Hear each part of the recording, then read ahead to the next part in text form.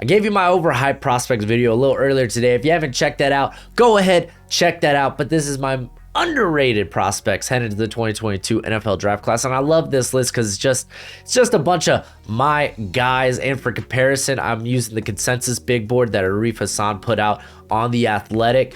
But what's crack-a-lacking? It's your boy Broshmo, just in case you did not know. So go ahead, become a bro and subscribe. Leave this video a thumbs up if you enjoy the content or if you just want to support your boy. And as always, let me know what you think in the comment section below. I love having that nice, beautiful football discourse. Walk the mock later tonight. It's going to be a 7-rounder. It's going to be a ton of fun if you want to come draft against me and some other of the subs. Or at least I hope you're subbed. It's going to be a blast. Let's go ahead, do the nitty gritty, and we're gonna be taking a look at Sam Howell. Easy pick for me, because I didn't come into the season as a Sam Howell truther, or at least I don't feel that way, but it seems like I'm having to constantly come to bat for this guy, so I guess he's my guy, because it seems like maybe I'm the only person that's, I guess, kind of high on this guy. On the consensus big board, he is 51 compared to 28 on mine. I got him as my QB2 in this class. He came into the year as a top 10 prospect. I know the year was rough, but he had to deal with poor offensive line play and just missing all his playmakers. If you didn't know, Daz Newsome, De'Ami Brown, Michael Carter, Javonte Williams, they all left last year for the NFL, and he was left with, well, Josh Downs kind of became that guy early on, and then Ty Chandler emerged during the later half of the year. But still, this cat Howe had to put the team on his back, and I thought he did a good job of that. Now, in terms of, I just think he's got more upside than the guys behind him, like Corral, like Ritter, like Pickett. He's got quality arm strength. He probably throws the prettiest deep ball in this class. Facts. Just saying. I thought from a throw-to-throw basis at the Senior Bowl, he was the most consistent quarterback. He's got plus mobility. Like, he had a couple of 100-yard rushing games there at North Carolina. While I don't think he's going to be this big rushing threat in the NFL, I think that's something you have to take into account. Is he ready? Is he pro-ready? Absolutely not. He's still someone that needs to learn to go through progressions. There's not much anticipation in his throws. He's kind of has to see it to believe it. So, no, but he is someone worth developing, and here I am coming to bat for Sam Howell once again, being slept on. And I got him at 28, and I say he's being slept on. And then next, Tyler Smith. I was surprised to see he was 53 on the consensus big board. I got him as high as 33. Am I saying he's ready to start? Probably not. He's had a bit of a penalty problem there at Tulsa as he dealt with speedier rushers. I think he had like 16 penalties last year, but I think he immediately comes in at left guard, and you're just, wow. And eventually he could develop into a very good left tackle because he moves very well for a man his size. Let me pull up specifically. He's 6'5", 324. He's almost got a 34-inch wingspan. And the dude tested out pretty darn well. Like, straight up, man, I think if he would have been afforded a Senior Bowl, we'd be talking about him more safely as a first rounder. Obviously, he would have had to stay another year there at Tulsa. But I think he still sneaks into the first round. I got him here at 33 because I think, man, this cat can definitely play on the outside someday. Maybe in 2023. But he can immediately contribute. I'm a big fan of Tyler Smith. I know a lot of y'all are. Next on the list, Leo Chenal. Y'all should already know that this cat was making the list. He is my linebacker one. He is not typically my cup of tea when it comes to linebackers in general. Typically, I fall in love with those really, really athletic, lengthy guys that can really impact the pass game, that have good coverage, not just instincts, but ability. And he wasn't that at Wisconsin. He was actually schemed a lot. Him and Jack Sample were schemed a lot in coverage and kind of protected. But looking at his athletic profile, how he tested out leads me to at least assume He won't be a liability at the next level in coverage. Running a 4.53 in the 40 at 250, a 40.5-inch vert. We already knew the dude was strong. We'll get into his power in a minute. 34 on the bench. Ran a sub 7-second 3-cone, a sub 4-second short shuttle. Like, holy moly. Like, this is kind of how I felt about Peter Werner, who I wasn't like that high on last season. Because similar, Ohio State, they do a good job of scheming their linebackers to protect them in coverage, but he tested out well. It's like, I didn't see that, but they didn't use him in a manner where I would see that often. And I think year one, he did a pretty solid job there for New Orleans. So I will admit, linebacker is one of the toughest positions to evaluate. I think anyone else will admit that as well. So I'm willing to hedge my bets on a guy, because Chanel, hey, dude's not going to the first round. I would take him, but he's not going to the first round. But day two, man, I'm running that card in. Like, this cat's so strong. He was often used in the A and B gaps. Like, you could line him up on offensive linemen and he could win. He may not have the lengthiest arms, only 31 inches, but the dude has such power. He uses leverage well. He's such a good run stuffer. He's a sure tackler. Like, there's just so much to like about Chanel from that aspect, but how he tested out leads me to believe he's much more than just a run stuffing linebacker at the next level. I'm got him 20. He's at 56 on the consensus big board. If you ain't new to the channel, you knew this was coming. And then Abraham Lucas, man, he's kind of getting slept on. He's at 75 on the consensus big board. I got him at 46. He's a top 50 prospect to me. I think there was a lot more meat to the bone than I previously assumed with Abraham Lucas, because watching him, okay, in true pass sets, he's very tested, very experienced. If you don't know what true pass sets is, basically pass and play is not influenced by the run game. So it takes out screens, it takes out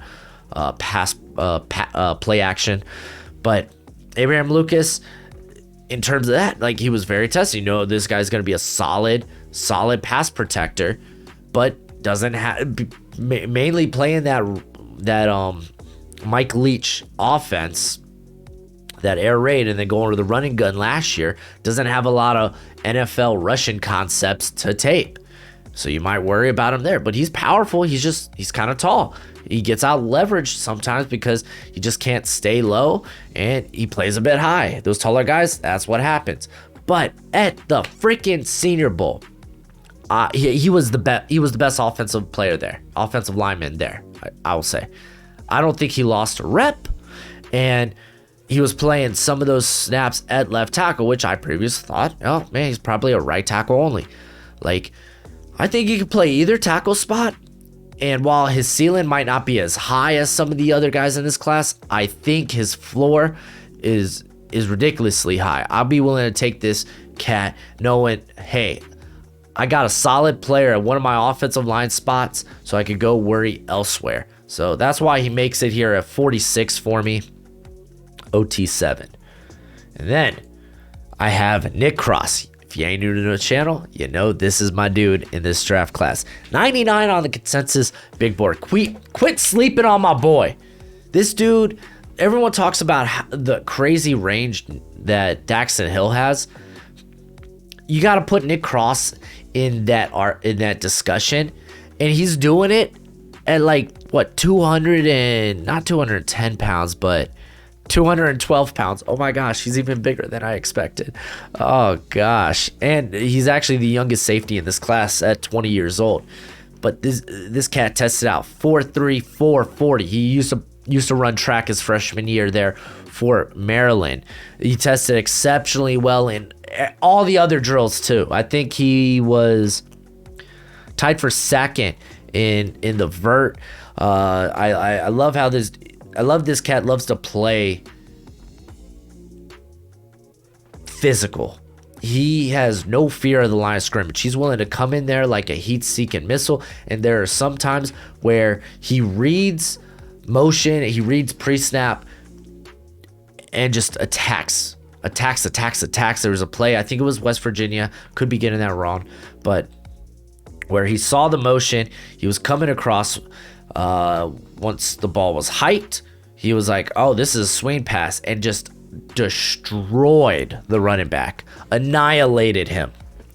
Ridiculous. He can be a bit hit or miss in coverage in terms of that. He's like Andre Sisco, if you remember him from Syracuse last year, where he could get a bit greedy, but the ball skills are there. The ball skills are there. He's been wonderful for Maryland, and I'd be taking this guy maybe in the second, maybe early third, but I got him at 59. I love this cat. And then Brandon Smith, another someone that I could honestly see going in day 3. He's 109 on the consensus big board, and I got him at 69. Nice on mine. And I understand why if you don't like this cat. Because I bet you the NFL probably doesn't think he can physically sustain at a traditional linebacker role, which is fair to say. When he just made the move to traditional linebacker this past season for Penn State, as he kind of played that overhang safety role, and he just didn't look as explosive downfield. He looked a bit more hesitant to take on contact now that he would have to, instead of getting in the face of wide receivers, he was doing this with tight ends and offensive linemen. So he looked a bit more hesitant. But I'm telling you, I think from a mentality standpoint, he's just fine. You just got to get acquainted to the position.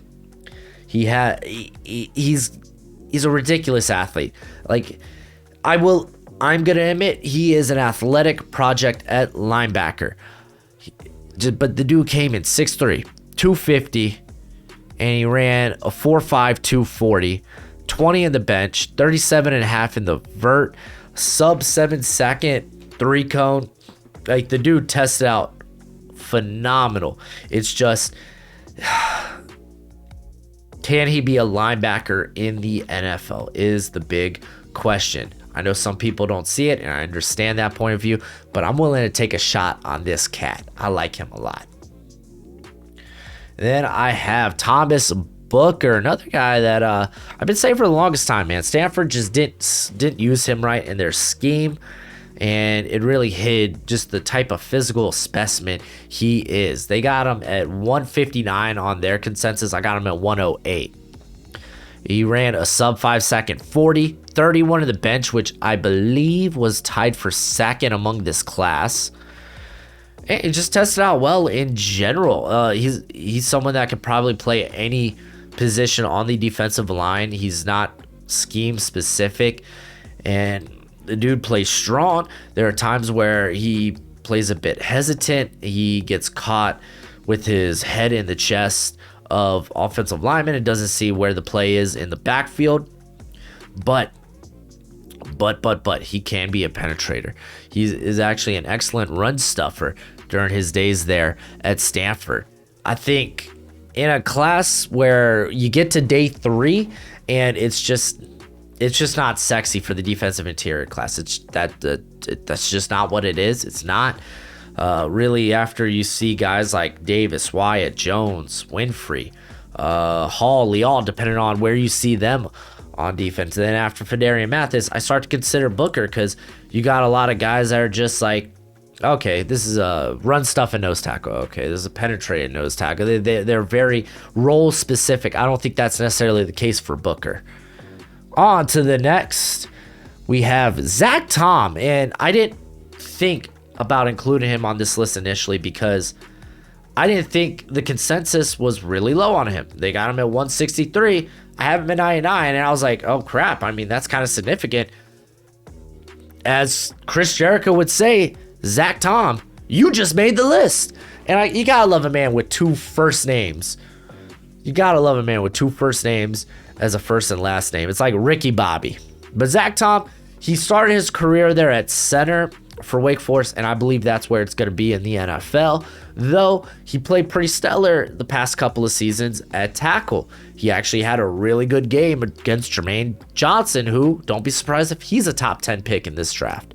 So can he maybe stay at tackle? Potentially. I don't think so. Me personally, that's just how I feel. Teams see him as a tackle, that's fine. I think center is where you're going to get the best out of him.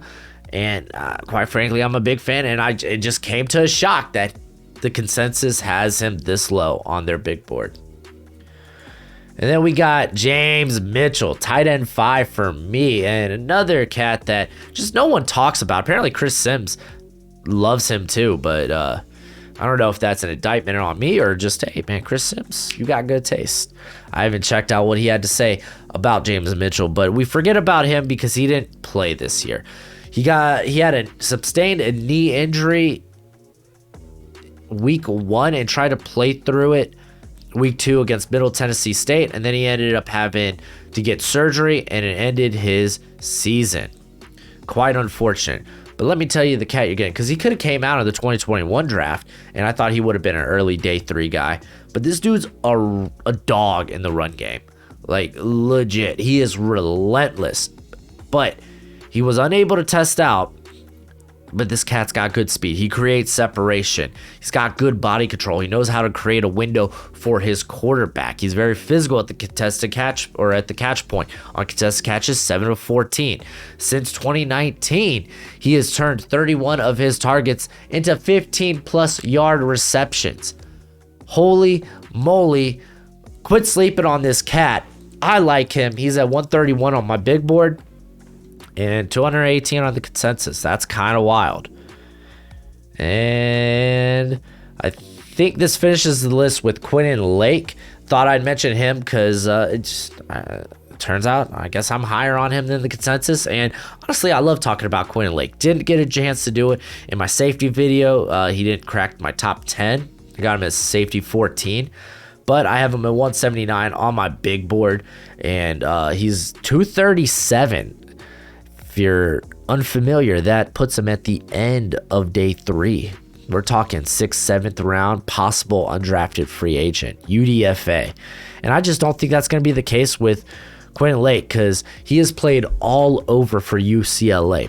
509 snaps in the box, 637 deep, 800 in the slot. He has over 430 snaps on special teams. Like, that special team experience, I think, makes him draftable right there. Last 2 seasons, 4 interceptions, 9 pass breakups. Get it. I understand. He's not a high-end athlete, but he reads and reacts very quickly to what's going on in front of him. He does that very well. He played a lot more around the line of scrimmage this past season, and that was exceptionally successful for UCLA. He does a good job bringing down running backs and tight ends. As far as how he tested out, I only got a 40 down for him, 4.59. Again, not a high-end athlete, but someone I wouldn't mind having on my team as a good depth option, a good special teamer. So sign me up for Quinton Lake, man. Quinton Lake's pretty darn good. I'm pretty sure that's all I have for y'all today. I gave you 10.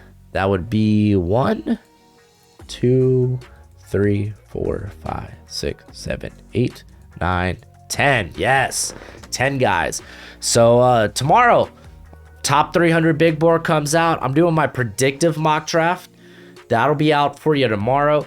We're doing the 7-round walk the mock tonight, so be there for that. That's going to happen relatively soon. Hopefully I get this uploaded before that starts. And day of the draft, I'm going to be streaming all 3 days, as well as you're going to get a mock draft before that. So be there for those. But as always, until next time, you be easy, my friends. Later.